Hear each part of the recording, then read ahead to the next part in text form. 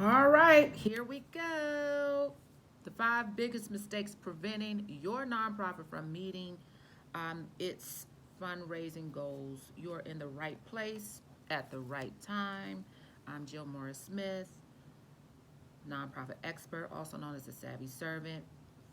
I help founders develop their nonprofit organizations strategically so that you or they can secure major government grant funding. Major government grant funding, that's those six-figure grants.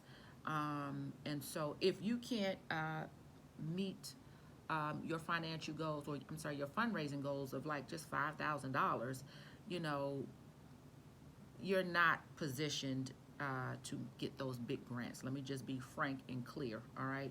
And but don't fret, I'm here to help you, and that's why that's what my mission is to help people like you, get that money because the money is out there. The money is out there.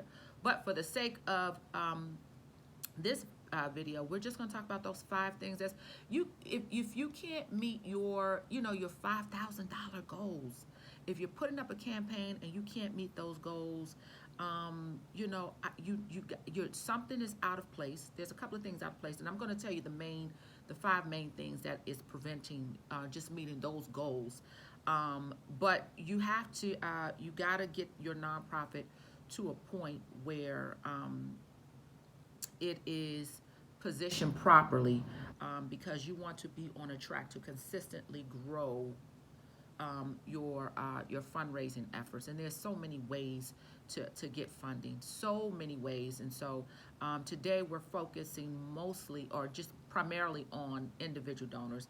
The IRS says that a third of your revenue has to come from the public. So if you are not going after individual donors, or if you're trying to go after individual donors and they ain't giving, I got to help you out.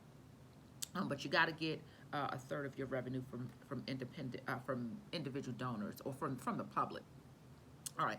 So let's just jump right in because I don't want to delay you any longer. I know you're eager to know what you're doing wrong, and so yeah, let's just jump in. So the very first mistake that you're making that's preventing you from not meeting your fundraising goal is that you don't have a clear message.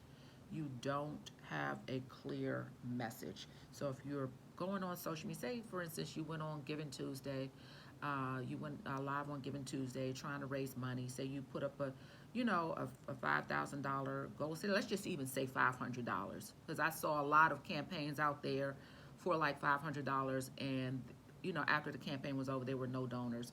So let's just say $500. You put a campaign up there. The goal was $500, and you went on live, or maybe you didn't go on live, but you went on live. Let's just say you went on live, and no one donated.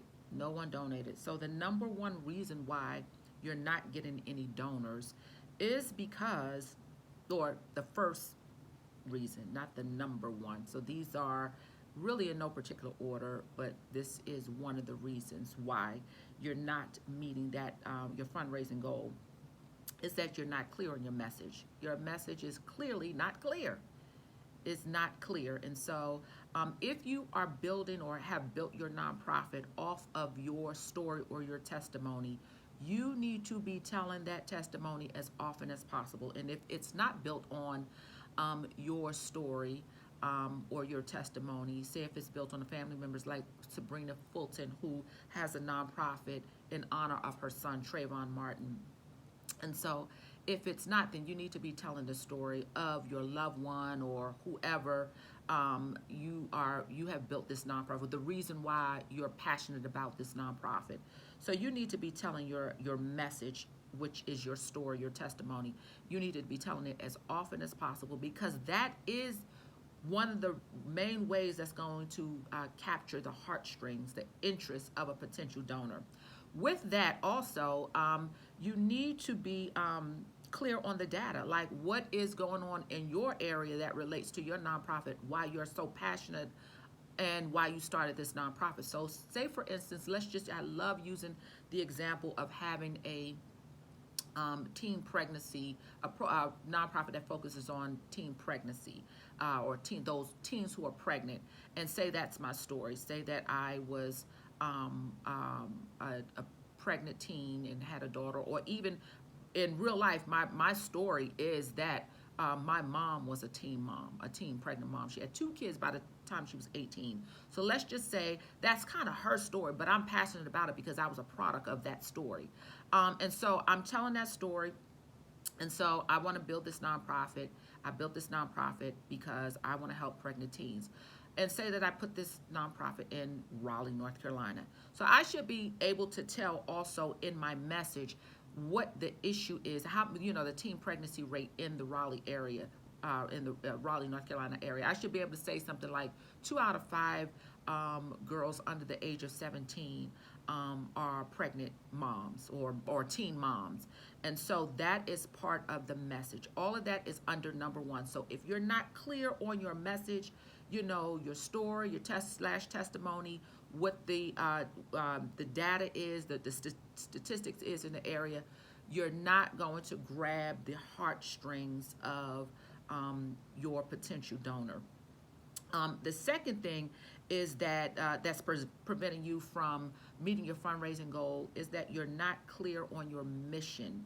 You're not clear on your mission. So if your message talks about the issue, your mission talks about the solution. What is your nonprofit's mission as overall of how you are going to remedy the issue? All right. So let's use again the fictitious, my fictitious nonprofit. Let's just say it's called the Savvy Nonprofit. So a mission. If you can't state your mission in a clear, concise statement, then you got to go work on that. One of the things I do with my clients is that we work hard on solidifying a mission statement. Once you get your mission statement, like seriously, like your ideas and your vision of how you want to build your nonprofit, it really starts to flow. But a sample of a mission statement could be something like the Savvy Nonprofit's mission is to provide education, aid, and support to pregnant teens and low-income moms to help them achieve self-sufficiency. So that is the mission. So if you cannot state your mission while you are trying to raise funds, you're not going to get anybody interested. All right. So once you say your message, that hooks their emotion. Once you say your mission, that gives them interest. Oh, I want to support.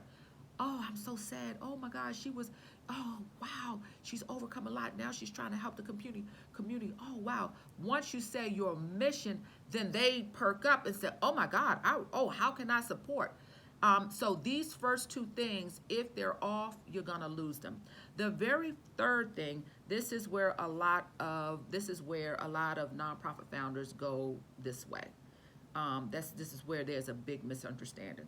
So the third thing is that you're not clear on your programs, and these are the activities under your nonprofit, because the truth be told, which a lot of people don't know, is that people and grants, donors and grants, what they are supporting really is your programs.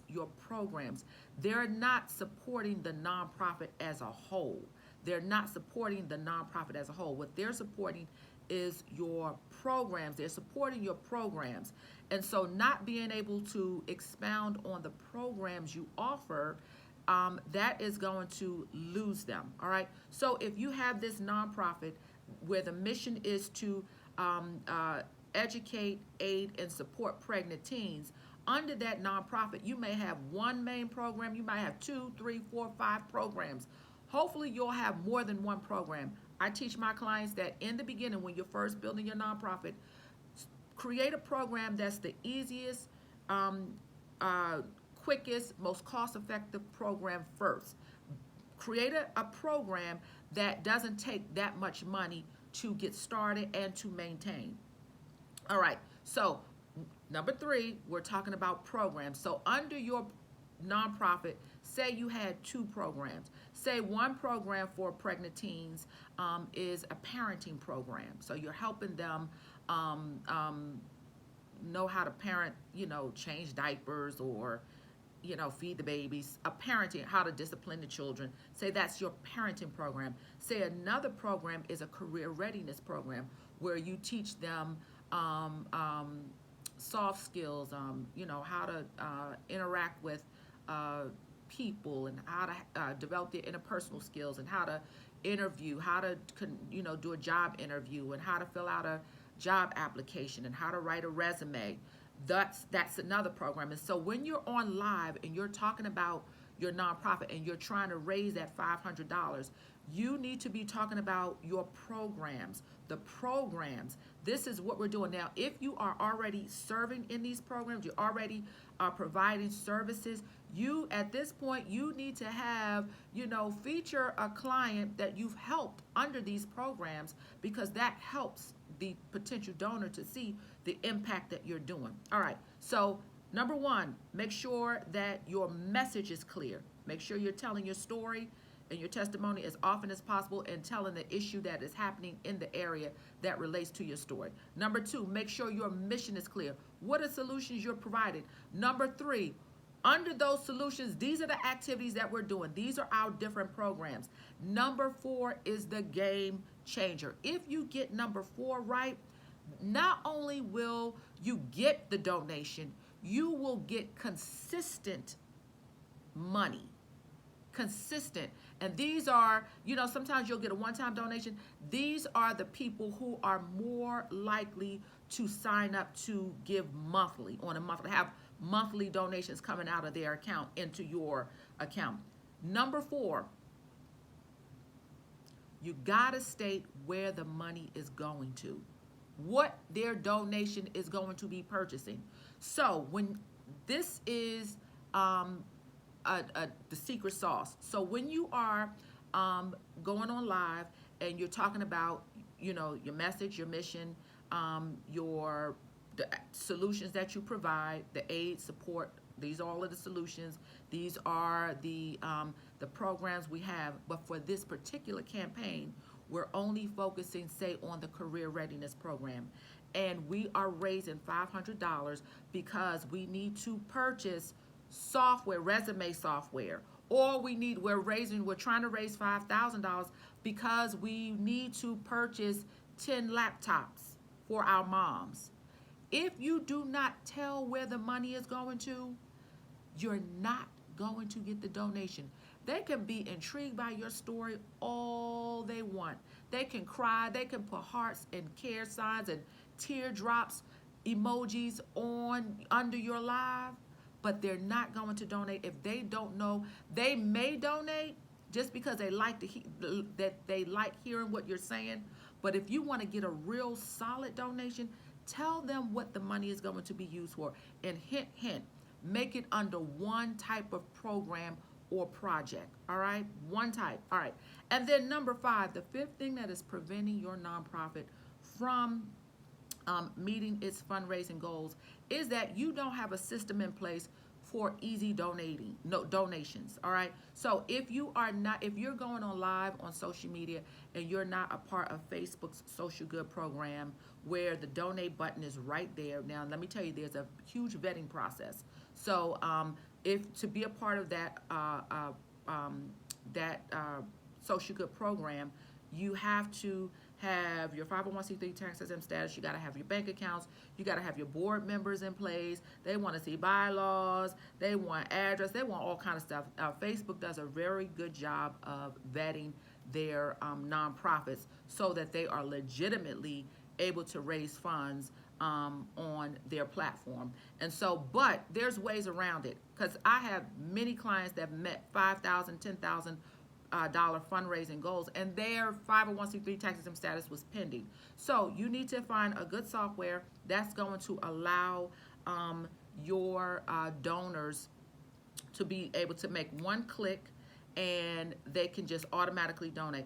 I would seriously, I would stay away from PayPal if possible, and that's for my own personal reasons with PayPal business. But there's other types of software which I talk about in my other with in my paid clients. There's other types of software that you need that you can do a very nice campaign while you're in the process of getting a 501c3 tax exempt status. So I hope these help. I want to make you an offer. I want to make a big suggestion for you. I have a product called Programs Positioned to Prosper. And this is how to set up your programs. Once you set up your programs, that not only sets you up for individual donors, but it also sets you up for sponsors. It sets you up for those foundation grants, which are those grants that are usually under $100,000. It also sets you up for those big 6-figure, 7-figure grants. So your program is the lifeline, is the heartbeat of your nonprofit, and you need your programs to be efficiently set up. So I strongly advise that you get this product. It's called Programs Positioned to Prosper. And in that product, what not only do I help you set your program up, each one of your programs, how you set up a program effectively, but at the end of it, I will show you step by step how to do a fundraising campaign to get individual donors. Once you nail individual donors down, you have no problem getting a grant, all right? You shouldn't have no problem getting a grant, but you've got to nail these individual donors down. All right, so please make sure you subscribe to my YouTube channel.